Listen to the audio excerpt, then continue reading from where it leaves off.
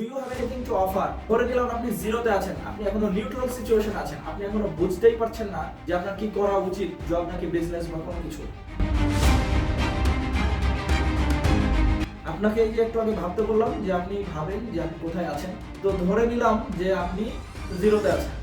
এখন আমি আপনাকে আরেকটা প্রশ্ন করছি, আপনার কি কোনো কিছু অফার করার মতন আছে মার্কেট প্লেসে যেটা দিয়ে আপনি ইনকাম করতে পারবেন? সেটা বিজনেস অথবা জব, সেটা যেটাই হোক না কেন, আপনি কি ভেবে পেলেন বা কি ভাবলেন, কি ভাবছেন, এখন কি ভাবছেন যে আর কি কি আপনি করতে পারেন?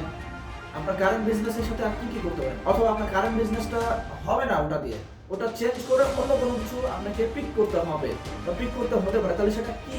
আপনি কি অফার করবেন মার্কেট প্লেসে, কি নিয়ে কাজ করবেন, সেটা আপনাকে ভাবতে হবে। যদি না ভাবেন তাহলে আপনার ইনকাম বাড়বে না, আপনার ইনকাম ওই জায়গাতে থেকে যাবে। কারণ আপনি এতদিন তো ওই পরিমাণ ইনকাম করে আসেন ওই জায়গাতে থেকে, তাহলে আপনি ওই জায়গাতে থেকে আপনার ইনকাম বাড়াবেন এটা কিভাবে আশা করেন?